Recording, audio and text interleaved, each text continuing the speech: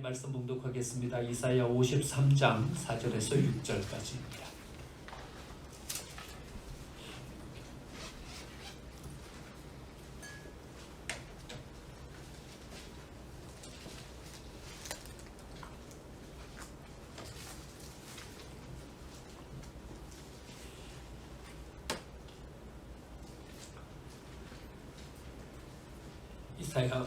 이사야 53장 4절에서 6절까지입니다.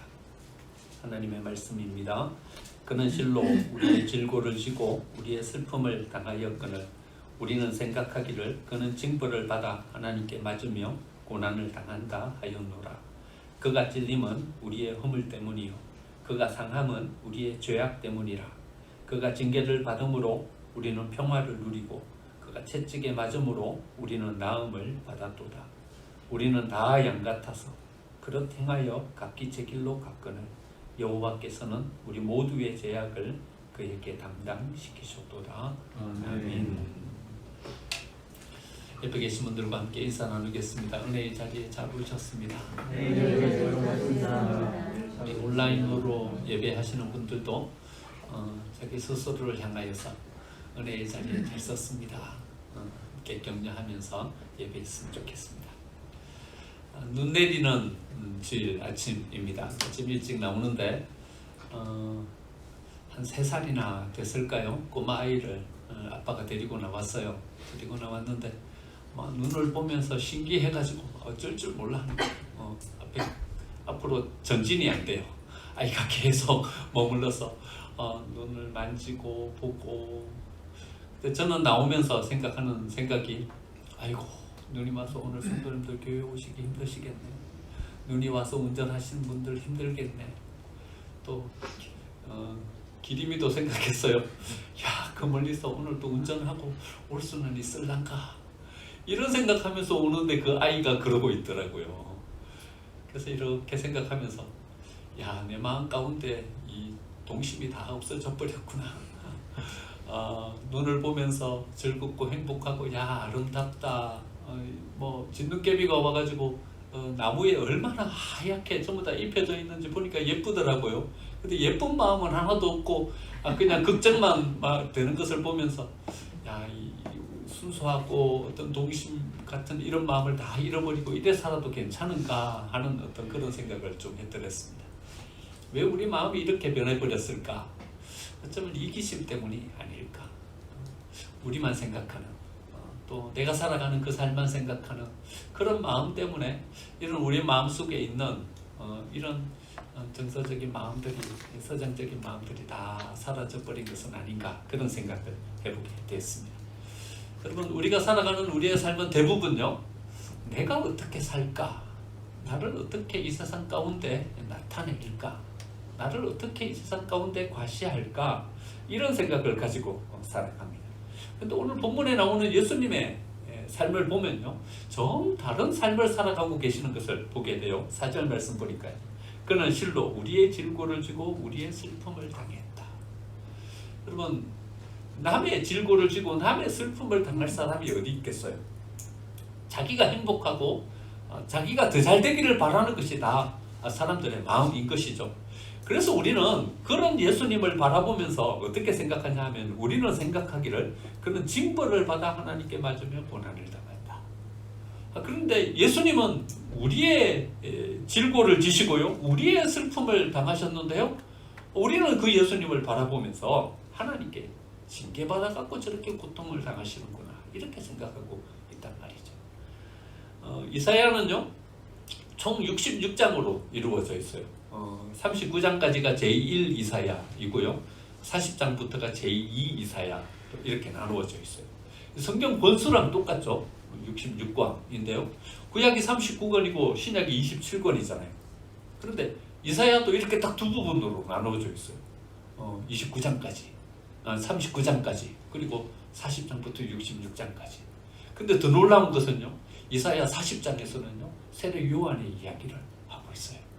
오늘 우리가 읽은 53장 말씀에서는요 예수님의 고난에 대해서 이야기하고 있어요. 60장에서는요 예수님의 부활에 대해서 이야기하고 있고요 61장에서는요 성령의 오심에 대해서 예언하고 있고요.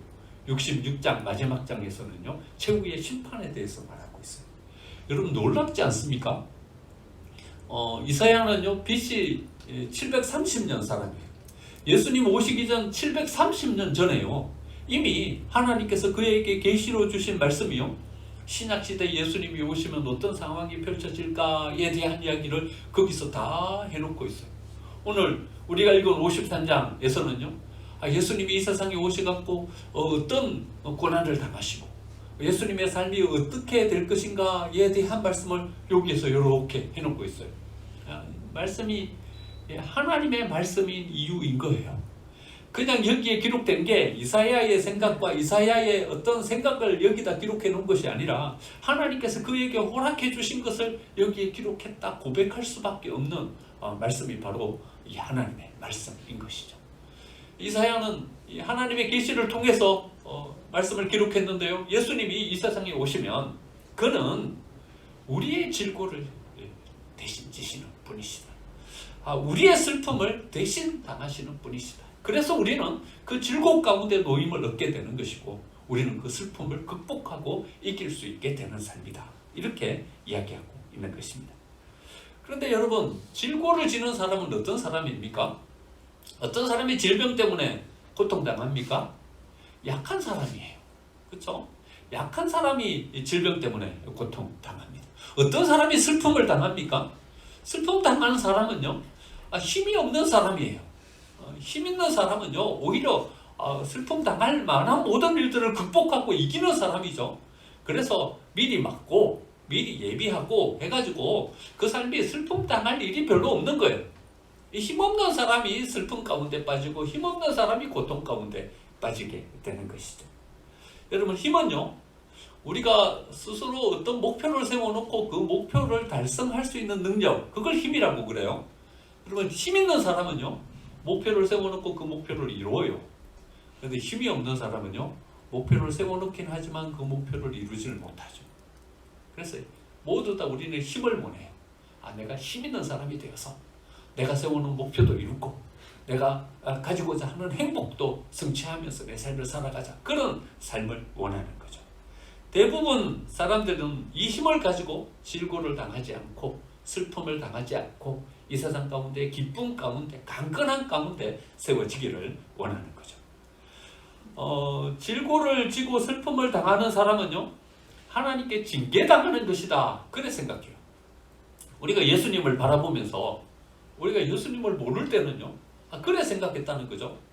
이렇게 십자가를 지고 이렇게 슬픔을 당하고 이렇게 고통 가운데 서는 것을 보니까 분명히 예수님은 하나님께 징계당하는 것이다, 이래 생각했다는 거죠. 성경에 보면 이런 얘기들이 많이 나오는 거예요. 출애굽한 이스라엘 백성들이요, 하나님께 범죄했어요. 범죄하니까 그들에게 뭐가 생겼냐면 질고가 생긴 거예요. 질병이 찾아오고 전염병이 생긴 거예요. 다윗이요, 하나님 앞에 범죄했어요.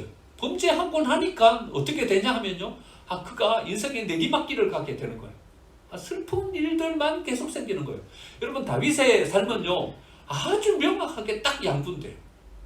밧세바와의 사건, 그 사건을 기점으로 해서요, 상승곡선을 타면서 뭘 하든지 승승장구하면서 잘 되던 그런 시간이 있었고요. 밧세바와의 사건, 이 사건을 기점으로 해서요, 다윗은 내리막길을 걸어요. 뭘 하든지 안 돼요. 계속해서 반란이 일어나요. 이 기점을 해서 딱 양분돼 버려요. 그러니까요, 다윗의 삶은 어떤 이 징계를 통해서 슬픔과 어려움을 반복해서 살아가는 어떤 그런 삶을 살아가는 것을 우리는 성경을 통해서 봐요. 그러니까 질고를 당하는 것은 죄지어서 그렇다. 어떤 슬픔 가운데 빠지는 삶도 하나님 앞에 온전히 서지 못해서 그렇다, 우리는 그래 생각한다는 것이죠. 그런데 꼭 죄를 지었기 때문에 우리가 슬픔을 당하는 것입니까? 힘이 없기 때문에 우리는 고난 가운데 빠지게 되는 것입니까? 그렇지 않은 삶도 성경 가운데 있는 것을 우리는 발견하게 되는 것입니다. 7 집사 가운데 한 사람이었던 스데반, 여러분 돌에 맞아서 순교했죠. 제가 대학 1학년 때요, 저희 학교 다닐 때는 성경고사를 봤어요. 성경고사를 봐가지고 거기에서 몇 점 이상이 안 되면 2학년으로 진급이 안 됐어요. 근데 성경고사 가운데 어떤 문제가 나왔냐면 이런 문제가 나왔어요. 성경 가운데 돌에 맞아서 최초로 순교한 사람이 누구인가? 이렇게 문제가 나왔어요. 문제가 나왔는데 거기에 여러분 누굽니까? 스데반이죠. 이거는 쉽게 맞출 수 있는 문제였어요. 근데 거기에 뭐라고 적은 학생이 있었냐 하면 골리앗 이렇게 적은 사람이 있었던 거예요. 그래가지고 학기를 시작하고 난 다음에 교수님 한 분이 와가지고 우리를 막 책망하면서 야 성경을 좀 읽으라고. 신학생이 이렇게 성경을 안 읽어가지고 나중에 목회를 어떻게 하려고 하냐고 그러면서 이 말씀을 하신 거예요. 글쎄 문제 최초에 돌에 맞아 순교한 사람이 누구냐 이래 문제를 냈더니 골리앗 이래 적은 사람이 있었다. 우리를 책망하려고 말씀을 하셨는데 우리가 그냥 와 웃어버렸어요. 여러분 스데반이 돌에 맞아 죽어버렸어요. 여러분 이건 능력입니까? 힘이 있는 겁니까? 여러분 우리는 생각하기에 스데반이 돌에 맞아 죽었으면요 힘이 없어서 돌에 맞아 죽었다 이래 생각합니다. 능력이 없어서 돌에 맞아 죽은 것이다 이래 생각하는 거죠. 여러분 예수님이 군병들에게 붙잡혀가지고 십자가를 지고 돌아가셨어요. 여러분 이건 어째 생각하십니까? 여러분 예수님이 힘이 없으신 분이죠. 예수님이 좀 힘이 있으면 군병들이 예수님을 붙잡으러 왔을 때 말이죠. 천둥이 치고 번개가 치면서요. 막 군병들에게 두려움이 생겨가지고 예수님을 잡으러 왔다가 두려워서 벌벌 떨게 되면 이게 예수님이 능력이 있고 힘이 있으신 거죠. 스데반이 돌에 맞아 죽을 때 누군가 스데반을 향해서 돌을 던졌는데 말이죠. 보호막이 딱 생겨가지고요. 눈에 보이지도 않는 보호막이 생겨가지고 돌을 던졌는데 그 돌이 툭 튕겨져 나가가지고 던진 사람한테 돌을 맞아갖고 던진 사람이 넘어지고 이래야 이게 능력 아닙니까? 그런데요 돌을 던졌더니 그 돌에 스데반이 맞아 죽어버렸어요. 예수님은요 붙잡혀가지고 모진 채찍질을 당하시고요 수치를 당하시고 십자가에 못 박혀 돌아가셔버렸어요. 여러분 이건 힘이 없는 겁니까? 무능해서 이렇게 된 것입니까? 오히려 그들에게 뭔 죄가 있었기 때문에 이렇게 고난당하고 이렇게 어려움을 겪은 것입니까?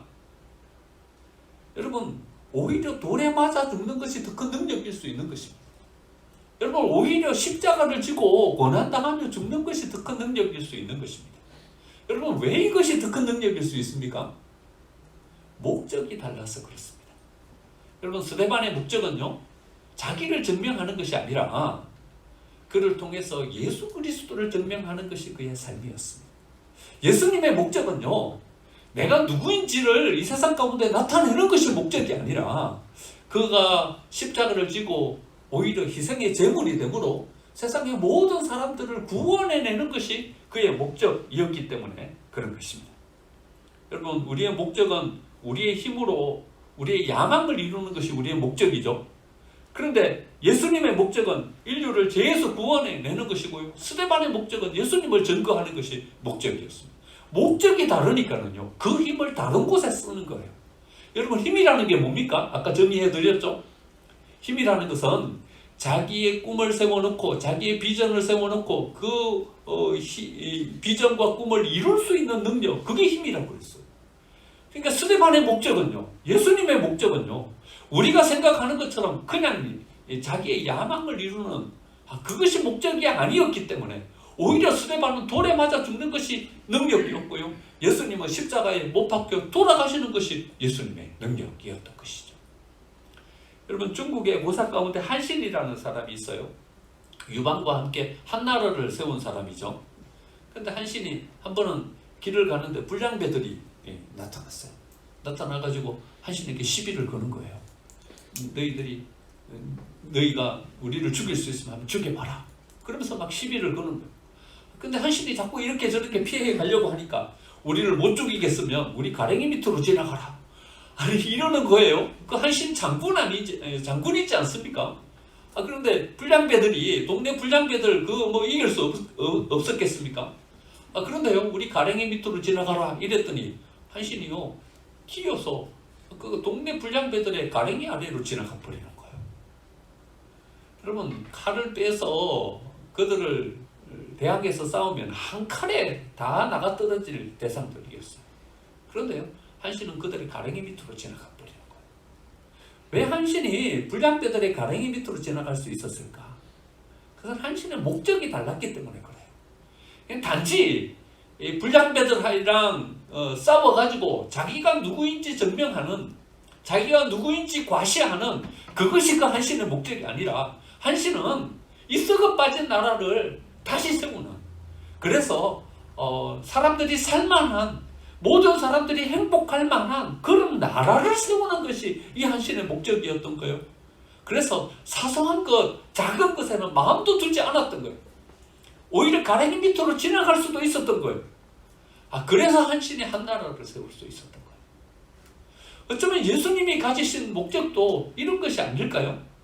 단지 자기를 증명하기 위해서, 내가 누구인지 과시하기 위해서 이 세상을 살아가는, 우리의 작은 안목으로는 도저히 담을 수 없는 예수님이 가지신 그 목적과 그 뜻은 인류를 구원하고 우리 모두에게 행복과 생명을 주는 그 뜻을 가지고 계셨기 때문에 오히려 잡으면 붙잡히는, 오히려 십자가에 못 박으면 기꺼이 죽을 수 있는 그 뜻을 향해서 나아가실 수 있었던 것이죠. 예수님의 삶에서 중요한 몇 가지를 이야기하라면요, 여러 가지를 이야기할 수 있겠지만요, 그 중에 빼놓을 수 없는 것은요, 예수님은 많은 능력을 가지셨지만 자기 스스로를 향해서는 어떠한 능력도 사용하지 않으셨다는 거예요. 사단은 예수님의 공생애를 시작할 때 예수님에게 나아가서 이런 시험을 하죠. 돌을 떡으로 만들어 먹으라고. 여러분, 예수님이 돌을 떡으로 만들어 먹으실 수 있는 능력이 없었습니까? 500리의 기적을 베풀어 가지고 거기 모인 수많은 사람들에게 배불리 먹일 수 있는 능력을 가지고 계신 분이셨습니다. 그런데 그럼에도 불구하고요, 예수님은 자기 스스로를 향하여서는 어떠한 능력도 행하지 않으셨어요. 사단은 예수님을요, 높은 성전 꼭대기에 세우고 거기서 뛰어내리라, 그리고 네가 누구인지 사람들 앞에 증명해 보라고 이야기했어요.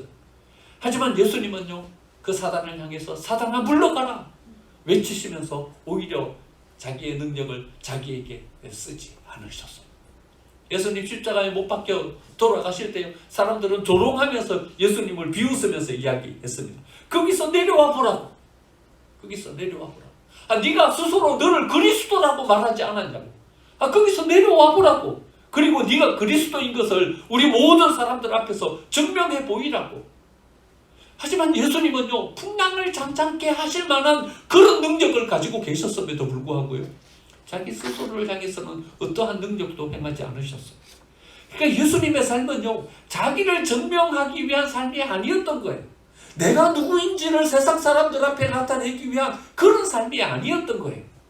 오히려 예수님의 목적은요, 그의 사랑하는 백성들, 바로 우리를 온전하게 회복시키는, 그 질고에서부터 우리를 구원해내는, 이 슬픔에서부터 우리를 건져내시는, 그것이 바로 예수님의 목적이셨던 것이죠. 여러분, 우리의 삶은 어떤 목적을 향해서 나아가고 있습니까? 여러분, 우리의 목적, 그것을 위해서 우리는 우리의 힘을 어떻게 사용하고 있습니까? 하나님께서 우리에게 허락해 주신 재능과 우리에게 허락해 주신 재화를 가지고 우리는 무엇을 이루려고 하고 있는 것입니까? 여러분, 곧 예수님이 오십니다. 예수님이 오시는 성탄절 목전에 서서 우리는 예수님을 어떤 마음으로 기다리고 있는 것입니까?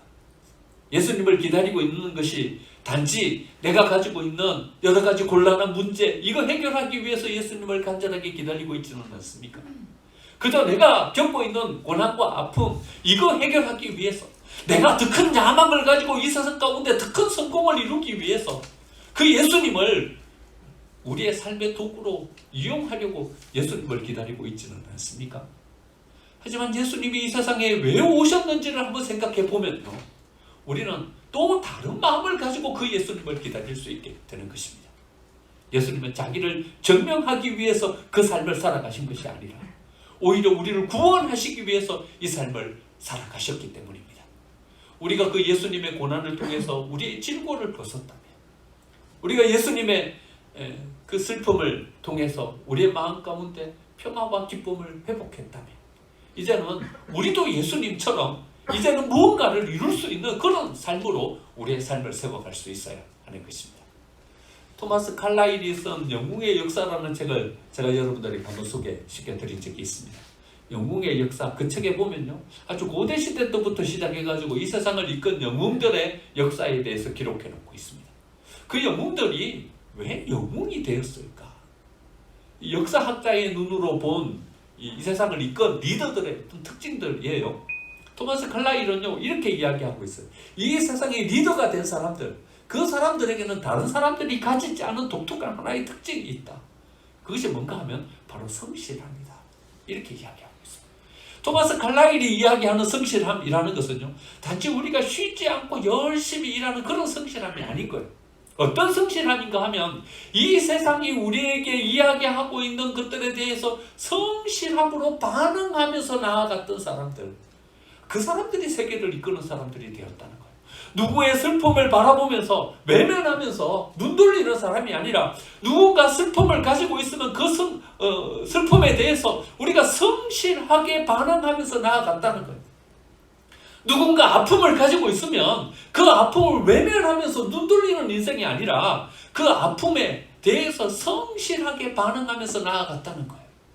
그 사람들이 이 세계를 이끌어가는 리더가 되었다. 이렇게 이야기합니다. 하나님께서도 우리를 향하여서요 이렇게 말씀하십니다. 우리를 향하여서 뭘 이루라고 우리에게 강요하지 않으십니다. 하나님은 우리에게 뭘 요구하고 계시냐 하면요, 이 세상이 이야기하는 것들에 반응하라고 이렇게 말씀하고 계십니다. 그러면서 예수님이 이래 말씀하시죠. 이 세대를 무엇으로 비유할꼬? 이 세대는 피리를 불어도 춤추지 않고 슬피 울어도 함께 애곡하지 않는 세대다. 이러면서 그 세대의 사람들을 비유로 말씀하셨습니다. 여러분, 우리는 그저 우리가 행복하고 그저 우리가 평안하고 그저 우리가 복된 삶을 살아가면 된다. 여기에 온통 우리의 삶의 관심이 집중되어 있지 않습니까? 우리가 가진 모든 것으로 이것을 이루기 위해서 여기에 온통 힘을 쏟고 있지는 않습니까? 여러분, 예수님을 기다린다면 우리 또한 예수님처럼 우리의 질고를 지고 우리의 슬픔을 당하면서 우리를 그 슬픔 가운데 구원해내고 우리를 질고에서 구원해내는 이 삶을 한 번쯤은 바라봐야 되지 않겠습니까? 한 권사님이 이런 말씀을 하셨어요. 부부가 마을을 걸으면서 운동을 하다가 할머니 한 분을 만났어요. 근데 그 할머니 한 분이 시장을 봐가지고는 양손에 무겁게 물건을 들고 가시는 거예요. 여러분, 물건 무겁게 들고 가는 할머니가 한두 분입니까? 그냥 나는 운동하러 나온 것이고 그분은 그냥 시장 보러 나온 거죠. 자기 시장 봤으니까 그 무거운 거 들고 가는 것이고 나는 운동하러 나왔으니까 운동하면 되는 것이죠. 근데 이 권사님 부부는요 그냥 길을 가지 않고 그 짐을 들고서는 그 할머니 집까지 같이 가가지고 그 짐을 들고 갔다 오셨다는 거예요. 여러분, 저는 이게 반응과 응답이 있는 삶이다 생각합니다. 하나님께서 우리에게 요청하고 계시는 예수님을 닮아가는 삶을 사는 것이다 생각합니다. 한 번은 한 집사님과 만날 약속을 하고서는 기다리고 있는데 약속 시간이 됐는데도 이 집사님이 오시질 않는 거예요. 밖에 비는 추적추적 오는데 비가 와가지고 늦어지시는가, 한 30분쯤이나 지난 다음에 나타나신 거예요. 그리고는 그 집사님이 하시는 말씀이 목사님 길을 오는데요 한 여학생 한 명이 비를 다 맞고 가고 있는 거예요. 그래가지고요 제가 그냥 교회로 올 수가 없어가지고 그 여학생에게 다 가서 우산을 좀 씌워주면서 그 여학생을 집에 데려다 주고 오느라 좀 늦었어요. 이래 말씀하시는 거예요. 제가 마음속에 좀 찔림을 받았어요. 왜 빨리 안 오시냐 이러면서 시계만 보고 있었던 이 마음이 회개가 됐어요. 그래, 이 마음이다. 이 마음이다.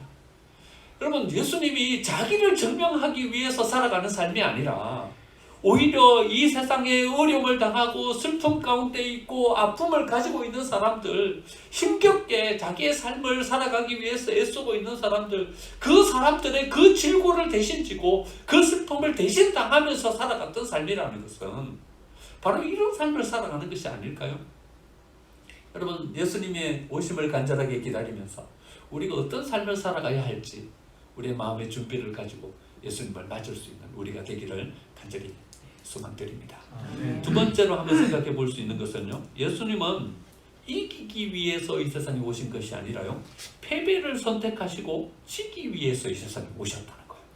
5절 말씀 보니까요, 그가 찔림은 우리의 허물 때문이요, 그가 상함은 우리의 죄악 때문이라. 그가 징계를 받음으로 우리는 평화를 누리고 그가 채찍에 맞음으로 우리는 나음을 받았도다. 찔렸어요. 상했어요. 징계를 받았어요. 채찍에 맞았어요. 이건 뭘 의미해요? 졌다는 거예요. 졌다는 거예요. 승리하면 채찍에 왜 맞아요? 승리하면 왜 상해요? 왜 찔려요? 안 찔리죠. 방어하죠. 자기를 보호하고 지키는 거죠. 찔렸어요. 진 거예요. 채찍에 맞았어요. 진 거예요. 예수님은 이 세상에 왜 오셨냐 하면요, 지기 위해서 오신 거예요. 여러분, 세상에 지기 위해서 세상을 살아갈 사람이 어디 있어요? 근데 예수님은 패배를 선택하시는 거예요. 지는 것을 선택하시는 거예요. 이기기 위해서 오신 것이 아니라 지기 위해서 이 세상에 오셨다는 거예요. 여러분, 패배를 선택하시고 지는 것을 선택하셨기 때문에요, 여러분, 우리는 그 예수님의 패배 가운데서 우리는 승리할 수 있게 되는 것이고요, 예수님의 그 아픔 가운데서 우리는 회복의 은혜를 누리면서 나아갈 수 있게 되는 것입니다. 예수님은 예수님을 잡으러 온 군병들에게 지셨습니다. 그래서 붙잡히신 거예요. 그를 재판하는 대제사장들에게 지셨어요. 그래서 빌라도에게 넘겨진 거예요. 빌라도에게 지셨어요. 그래서 십자가형을 선고받은 거예요. 로마 군병들에게 지셨어요. 그래서 로마 군병들이 때리는 채찍을 고스란히 다 맞으신 거예요. 예수님의 삶은요, 다 지신 삶이에요. 예수님이 승리하려고 마음먹고 덤볐으면 여러분, 빌라도에게 지셨겠습니까? 그를 붙잡으러 온 군병들에게 지셨겠습니까? 충분히 이기고도 남았죠. 예수님의 공생의 사역이 한참 시작할 때요, 사람들이 예수님을 밀치고 막 예수님을 몰아서 갔어요. 고향으로 돌아왔는데요, 사람들이요, 예수님을 어디로 몰아갔냐 하면요, 낭떠러지 위로 몰아간 거예요. 몰아가가지고는 예수님을 막 밀쳐서 낭떠러지에서 떨어뜨려서 돌아가시게 하려고요. 그런데요, 사람들에게 두려움이 임했어요. 그래가지고 막 몰고 가던 이 사람들이요, 더 이상 나아가지 못하고 멈추었던 거예요. 그리고 예수님은 그 가운데를 유유히 빠져나가시셨어요. 예수님은 능력이 없어요? 능력이 있어요. 그런데 군병들에게 잡히는 거예요. 본디오 빌라도를 못 이기겠어요? 그런데 본디오 빌라도에게 지시는 거예요. 그리고 십자가를 지고 가시는 거예요. 예수님은 충분히 승리를 선택하실 수 있지만은 승리를 선택하신 것이 아니라 오히려 패배를 선택하셨어요. 그리고 전생의 가운데 가장 수치스러운 십자가를 지고요, 사람들에게 모욕당하고요, 아픔을 겪으셨어요. 그런데 우리는 십자가를 앞세우고요, 우리는 정복하고 이기려고 하고 있지 않아요? 십자가는 지는 거예요. 그렇죠? 십자가는 승리의 상징이에요. 패배의 상징이에요. 그런데 우리는요, 십자가를 앞세우고 이기려고 해요. 정복하려고 해요. 십자가를 앞세우고요, 모든 것을 내 것으로 만들어 버리려고 해요. 도요토미 히데요시는요, 일본 전국 시대를 통일했죠. 통일하고 난 다음에 관심을 밖으로, 외부로 돌리려고 임진왜란을 일으켜요. 거기에 두 장군이 부대를 두 부류로 나누어 가지고 조선에 상륙해 가지고 위로 올라오는데, 첫 번째 군대의 사령관이 고니시 유키나카라는 사령관이에요. 고니시 유키나카는요, 천주교 신자예요. 천주교 신자인데 그냥 보통 신자가 아니라요, 아주 독실한 천주교 신자예요. 그래서 그가 전쟁에 나올 때 그냥 나오지 않고요, 천주교 사제 여러 명을 데리고 나왔어요.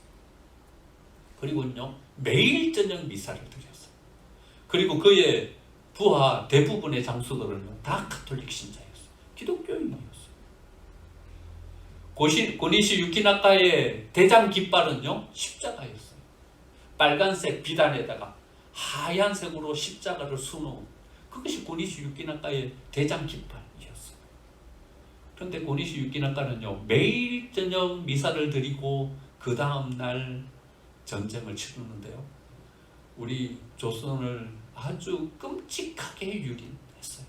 양민을 학살하고요, 모든 문화재를 불태워버리고요.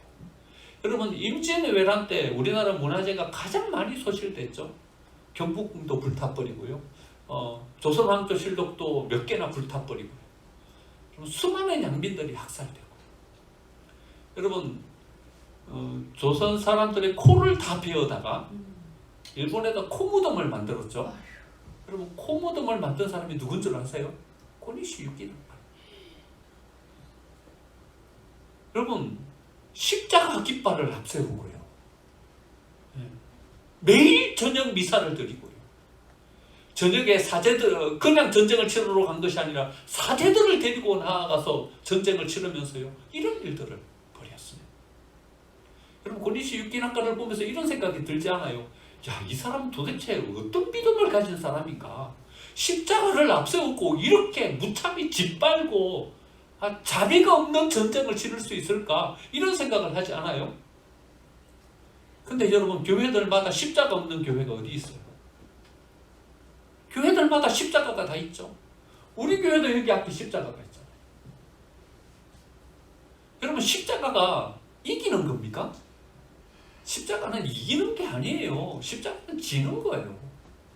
십자가는요, 내가 빼앗고 내가 쟁취하고 내가 뭘 얻는 게 아니에요. 십자가는요, 내려놓고 십자가는 주는 거예요. 예수님이 왜 십자가를 지셨어요? 지셨기 때문에 십자가를 지신 거예요. 예수님 여기 왜 오셨어요? 패배를 선택하기 위해서 이 세상에 오신 거예요. 그런데 우리는 오히려 이 십자가를 앞세우고요, 정복하고 짓밟고 내 것으로 만들려고 하는 거예요. 우리가 기다리는 예수님을 혹시 이런 예수님 아니에요? 뭔가를 내 것으로 만들 수 있는 힘을 가진, 뭔가 내가 가지고 싶은 것을 성취하고 내가 이루고 싶은 것을 이룰 수 있게 만들어주는 그 힘, 그것을 예수님의 십자가에서 우리는 기대하고 있지 않아요? 십자가는 정작 그런 것이 아닌데도 말입니다. 예수님은 지기 위해서 오셨어요. 패배를 선택하기 위해서 이 세상에 오신 분이에요. 패배를 선택했더니 어떤 일이 벌어졌어요? 우리가 허물을 받게 되었고요, 그의 상함 때문에 우리 죄악이 씻김받게 되었고요, 그가 징계받았기 때문에 우리는 평화를 누리게 되었고요, 그가 찔렸기 때문에 우리는 나음을 잊게 되었던 것입니다. 우리가 패배를 선택하면요, 누군가는 승리하게 되는 것이고, 우리가 지면요, 누군가는 잃었던 것을 되찾게 되는 것입니다. 이게 바로 십자가의 정신인 것입니다. 여러분, 회복의 은혜는요, 여기에서 이루어지는 것입니다.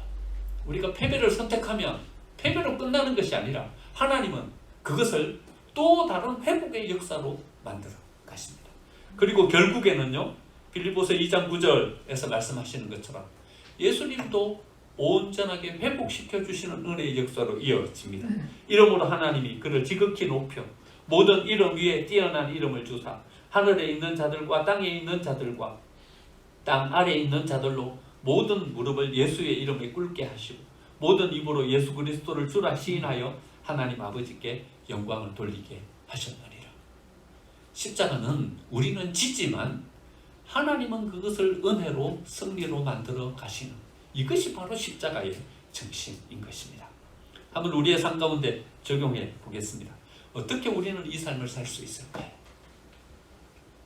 하나님의 자녀라는 자존감을 우리 가운데 명확하게 세울 때 이것은 가능해집니다.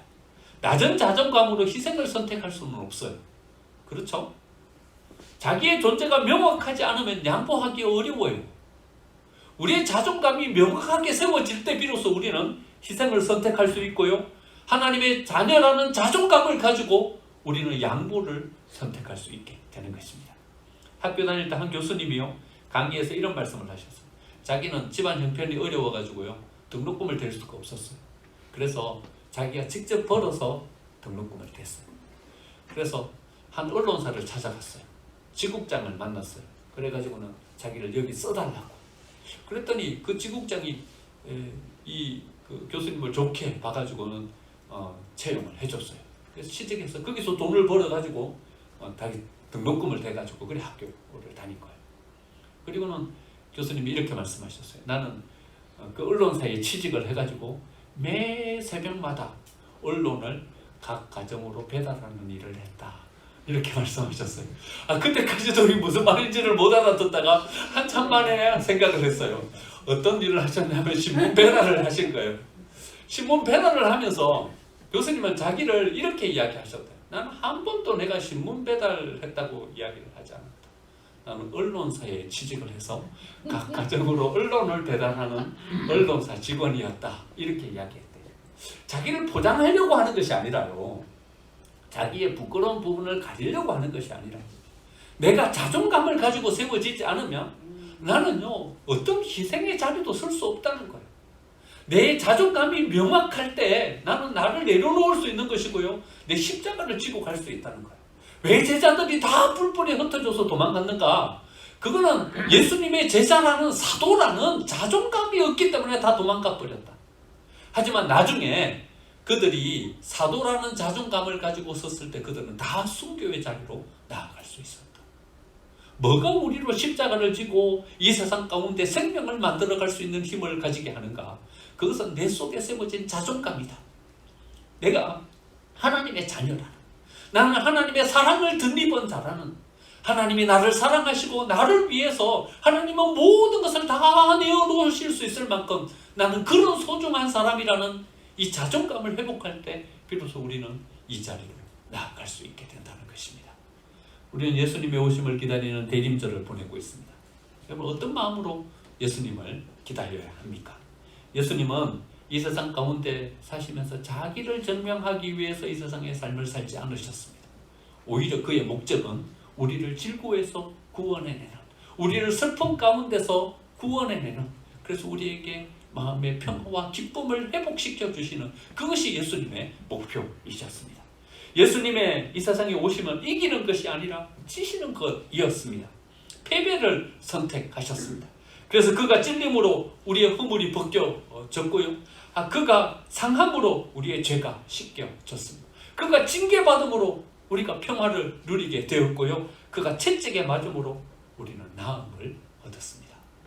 예수님의 오심을 우리의 마음속으로 잘 준비하면서 기다려서 우리도 예수님을 따라 이런 멋진 세상을 만들어가, 이런 멋진 공동체를 세워갈 수 있는 우리 생명생 교회가 되고 저와 여러분의 삶이 되시기를 간절히 축원드립니다.